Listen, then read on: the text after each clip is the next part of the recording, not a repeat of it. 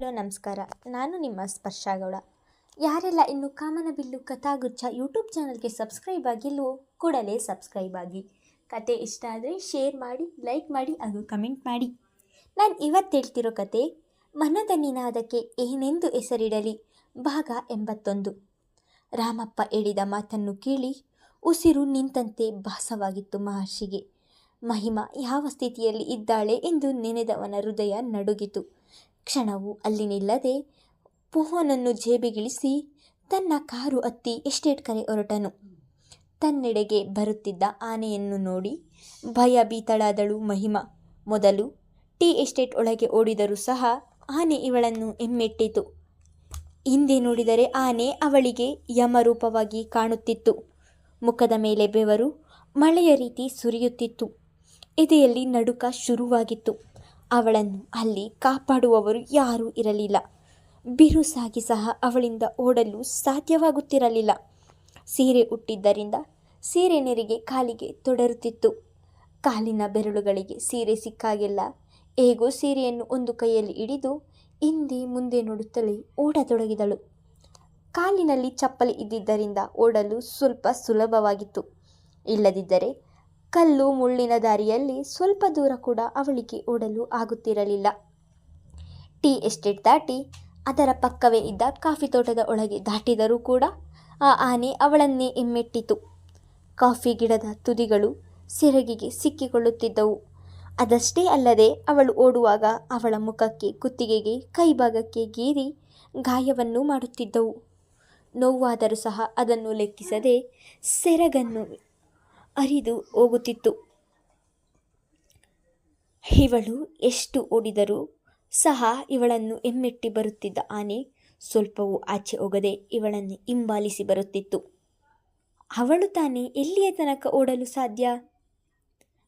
ವೇಗವಾಗಿ ಎಸ್ಟೇಟ್ ಬಳಿ ಬಂದ ಮಹರ್ಷಿ ಒಂದೆಡೆ ಕಾರು ನಿಲ್ಲಿಸಿ ಕಾರಿನಿಂದ ಇಳಿದು ಮಹಿಮಾ ಎಂದು ಕೂಗಲು ಶುರುವಾದನು.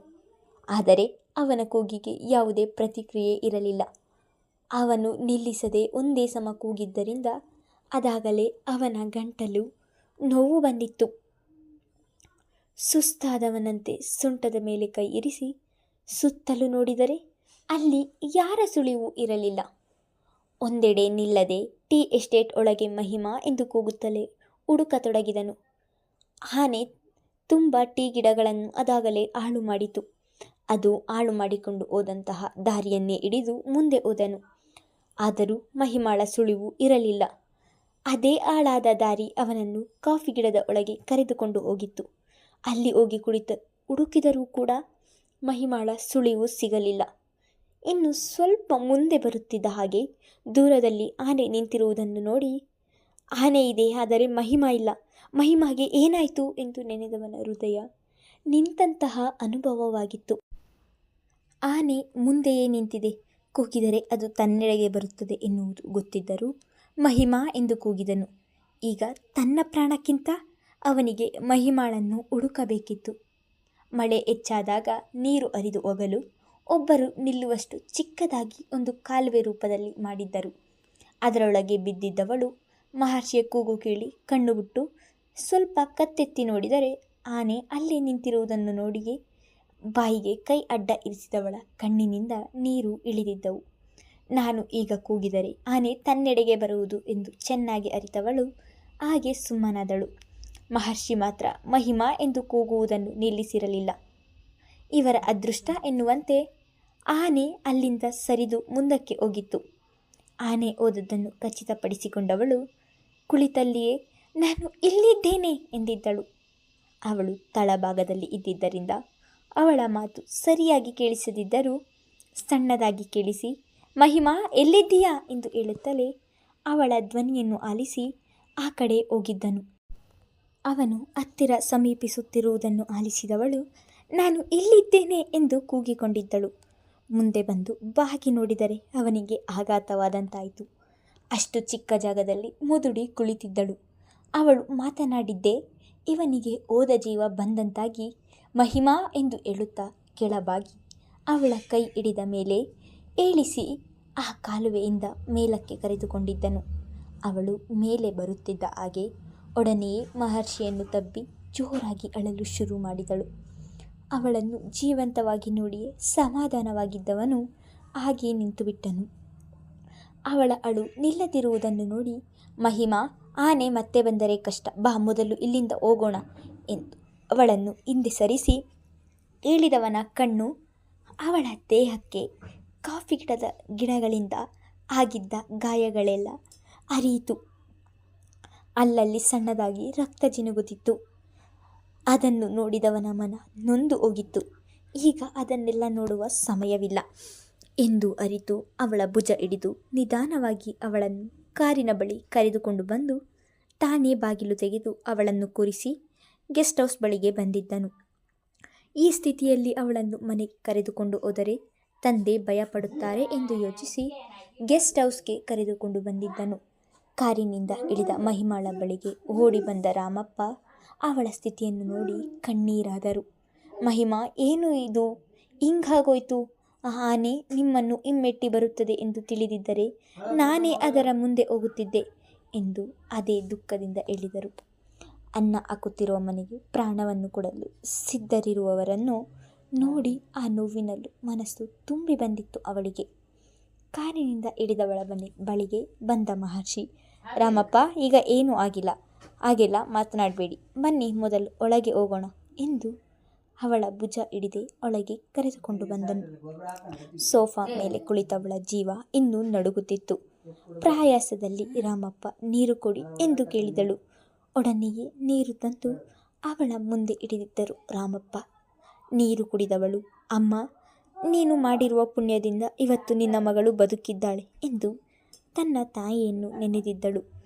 ಅರಿದು ಚೂರಾಗಿರುವ ಸೀರೆ, ಕುತ್ತಿಗೆ ಭಾಗದಲ್ಲಿ, ಕೈಗಳಲ್ಲಿ ಸಣ್ಣದಾಗಿ ಬರುತ್ತಿರುವ ರಕ್ತ, ಇದೆಲ್ಲವನ್ನು ನೋಡಿ ಅಲ್ಲಿ ಕೂರಲಾಗದೆ ಬಟ್ಟೆ ಬದಲಿಸುತ್ತೇನೆ ಎಂದು ಕೋಣೆಗೆ ಬಂದಿದ್ದಳು. ಎಸ್ಟೇಟ್ಗೆ ಬಂದಾಗಿನಿಂದ ಇತ್ತೀಚೆಗೆ ಗೆಸ್ಟ್ ಹೌಸಿಗೆ ಹೆಚ್ಚು ಬರುತ್ತಿದ್ದರಿಂದ 2 ಸೀರೆಗಳನ್ನು ಅಲ್ಲಿಯೇ ಇಟ್ಟಿದ್ದಳು. ಅದು ಈಗ ಅವಳಿಗೆ ಉಪಯೋಗಕ್ಕೆ ಬಂದಿತ್ತು. ಎಸ್ಟೇಟ್ಗೆ ಕಾಡಾನೆಗಳು ನುಗ್ಗಿರುವುದು ಭದ್ರನಿಂದ ತಿಳಿದ ರಾಜೇಂದ್ರ ಅವರು ಭಯದಲ್ಲಿಯೇ ಒಡನೆ ಮಹರ್ಷಿಗೆ ಕರೆ ಮಾಡಿದ್ದರು. ಮಗ ಕರೆ ಸ್ವೀಕರಿಸುತ್ತಿದ್ದ ಹಾಗೆ, ಮಹರ್ಷಿ, ಏನೋ ಇದು? ಎಸ್ಟೇಟ್ ಒಳಗೆ ಆನೆಗಳು ಬರಲು ಹೇಗೆ ಸಾಧ್ಯ? ಅಲ್ಲಿ ಕೆಲಸ ಮಾಡುವವರಿಗೆ ಯಾರಿಗೂ ಏನೂ ಆಗಿಲ್ಲ ಅಲ್ವಾ? ಮಹಿಮಾ ಪುಟ್ಟ ಎಲ್ಲಿದ್ದಾಳೆ ಎಂದು ಒಂದೇ ಉಸಿರಿಗೆ ಕೇಳಿದ್ದರು. ಎಸ್ಟೇಟ್ ಸುತ್ತಲೂ ಎಲೆಕ್ಟ್ರಿಕ್ ತಂತಿ ಹಾಕಿದ್ದರಿಂದ ಆನೆಗಳು ಒಳಗೆ ಹೇಗೆ ಬಂದವು ಎನ್ನುವುದು ಅವರಿಗೂ ಕೂಡ ತಿಳಿಯಲಿಲ್ಲ. ಯಾರಿಗೂ ಏನೂ ಆಗಿಲ್ಲಪ್ಪ, ಮಹಿಮಾ ನಾನು ಇಲ್ಲೇ ಗೆಸ್ಟ್ ಹೌಸ್ನಲ್ಲಿ ಇದ್ದೇವೆ. ಆನೆಗಳು ಹೇಗೆ ಬಂದವು ಎಂದು ಗೊತ್ತಿಲ್ಲ. ನಾನು ಈಗಲೇ ಫಾರೆಸ್ಟ್ ಆಫೀಸರ್ಗೆ ವಿಷಯ ಮುಟ್ಟಿಸುತ್ತೇನೆ ಎನ್ನುತ್ತಿದ್ದ ಹಾಗೆ, ಮಹರ್ಷಿ, ಟೀ ಗಿಡ, ಕಾಫಿ ಗಿಡ ಹೆಚ್ಚು ಹಾಳು ಮಾಡಿದ್ದಾವೇನೋ ಎಂದು ಬೇಸರದಲ್ಲಿ ಇಳಿದ ತಂದೆಯ ಮಾತು ಕೇಳಿದವನಿಗೆ, ತೋಟ ಎಷ್ಟಾದರೂ ಹಾಳು ಮಾಡಲಿ, ಮಹಿಮಾ ಹುಷಾರಾಗಿದ್ದಾಳಲ್ಲ ಅಷ್ಟೇ ಸಾಕು ಎಂದುಕೊಂಡವನು, ಗಿಡಗಳು ಹಾಳಾದರೆ ಮತ್ತೆ ಬೆಳೆಸಬಹುದು, ಏನೂ ಮಾಡಲು ಆಗುವುದಿಲ್ಲ, ಹೋಗಲಿ ಬಿಡಿಯಪ್ಪ ಎಂದು ಸಮಾಧಾನ ಮಾಡಿ ಕರೆ ತುಂಡರಿಸಿದನು. ರಾಮಪ್ಪ, ಮಹಿಮಾ ಹುಷಾರು, ನಾನು ಈಗಲೇ ಬಂದೆ ಎಂದು ಹೇಳಿ ಹೊರ ಹೋದವನು ಫಾರೆಸ್ಟ್ ಆಫೀಸರ್ಗೆ ವಿಷಯವನ್ನು ತಿಳಿಸಿ ಅಲ್ಲಿ ಕೆಲಸ ಮಾಡುವ ಎಲ್ಲರೂ ಸುರಕ್ಷಿತವಾಗಿದ್ದಾರೆ ಎಂದು ತಿಳಿದುಕೊಂಡು ನಂತರ ಮತ್ತೆ ಗೆಸ್ಟ್ ಹೌಸ್ಗೆ ಬಂದಿದ್ದನು. ಮಹಿಮಾ ಮಲಗಿದ್ದ ಕೋಣೆಗೆ ಬಂದವನು ಅವಳು ಮಲಗಿರುವುದನ್ನು ನೋಡಿದವನಿಗೆ ಕುತ್ತಿಗೆ ಮತ್ತು ಕೈಗಳಲ್ಲಿ ತರಚಿದ್ದ ಗಾಯಗಳನ್ನು ನೋಡಿ ಫಸ್ಟ್ ಏಡ್ ಬಾಕ್ಸ್ ಹಿಡಿದು ಅವಳ ಬಳಿ ಕುಳಿತು ಅವಳ ಕೈಗೆ ಔಷಧಿ ಹಚ್ಚುತ್ತಿದ್ದ ಹಾಗೆ ಅದರ ಉರಿಗೆ ಕಣ್ಣು ಬಿಟ್ಟವಳು ತಕ್ಷಣ ಎದ್ದು ಕುಳಿತು, ಏನು ಮಾಡ್ತಿದ್ದೀರಾ ಎಂದಳು. ಸಮೀಪದಲ್ಲಿ ಕುಳಿತಿದ್ದವನನ್ನು ನೋಡಿ ಅವನು ರಾತ್ರಿ ಆಡಿದ ಮಾತುಗಳೆಲ್ಲ ನೆನಪಿಗೆ ಬಂದಿದ್ದವು. ಔಷಧಿ ಹಚ್ಚುತ್ತಿದ್ದೇನೆ ಎಂದವನ ಮಾತನ್ನು ಕೇಳಿ, ನಿಮ್ಮ ಈ ನಾಟಕದ ಕಾಳಜಿ ನನಗೆ ಬೇಕಾಗಿಲ್ಲ ಎಂದು ಕೋಪದಲ್ಲಿ ಹೇಳಿ ದೂರ ಸರಿದು ಕುಳಿತಿದ್ದಳು. ನಿನಗೇನು ತಲೆ ಕೆಟ್ಟಿದೆಯಾ? ರಕ್ತ ಬರುತ್ತಿದೆ ಎಂದು ಔಷಧಿ ಹಚ್ಚಿದರೆ ನಾಟಕ ಎಂದು ಹೇಳ್ತಿದ್ದೀಯಲ್ಲ, ಕೋಪದಲ್ಲಿಯೇ ಹೇಳಿದನು. ಹೌದು, ಎಷ್ಟೇ ಆದರೂ ನಾನು ದುರಂಕಾರಿ ಅಲ್ವಾ? ನಾನು ಮಾತನಾಡುವುದು ಹಾಗೆ. ನಿಮಗೆ ನನ್ನ ಮೇಲೆ ಪ್ರೀತಿ ಕಾಳಜಿ ಇದ್ದಿದ್ದರೆ ರಾತ್ರಿ ಮನೆ ಬಿಟ್ಟು ಹೋಗು ಎಂದು ಹೇಳುತ್ತಿರಲಿಲ್ಲ. ಯಾವಾಗ ಹೇಗಿರ್ತೀರಾ ಎಂದು ಗೊತ್ತಿಲ್ಲ. ಈ ನಿಮ್ಮ ಕಾಳಜಿ ನನಗೆ ಬೇಕಾಗಿಲ್ಲ. ಪ್ಲೀಸ್ ಇಲ್ಲಿಂದ ಹೊರಡಿ ಎಂದು ಕೂಗಿದಳು. ಅವಳು ಈ ರೀತಿ ಕಟುವಾಗಿ ಮಾತನಾಡಬೇಕು ಎಂದರೆ ಅವಳ ಮನಸ್ಸಿಗೆ ಅದೆಷ್ಟು ನೋವಾಗಿರಬಹುದು. ಅವಳ ಆ ರೀತಿಯ ಮಾತನ್ನು ಕೇಳಿ ಕೋಪಗೊಂಡವನು, ಇದಕ್ಕೆ ನಿನ್ನನ್ನು ದುರಂಕಾರಿ ಎನ್ನುವುದು? ಏನೋ ರಕ್ತ ಬರುತ್ತಿದೆ, ಫಸ್ಟ್ ಏಡ್ ಮಾಡೋಣ ಎಂದುಕೊಂಡರೆ ಬಾಯಿಗೆ ಬಂದ ಹಾಗೆ ಮಾತಾಡ್ತೀಯ ಎಂದು ಹೇಳುತ್ತಾ ಕೈಯಲ್ಲಿ ಹಿಡಿದಿದ್ದ ಫಸ್ಟ್ ಏಡ್ ಬಾಕ್ಸನ್ನು ಜೋರಾಗಿ ಬಿಸಾಡಿ ಅಲ್ಲಿಂದ ಹೊರಗೆ ಹೋಗಿದ್ದನು. ಮುಂದುವರೆಯುವುದು. ಧನ್ಯವಾದಗಳು.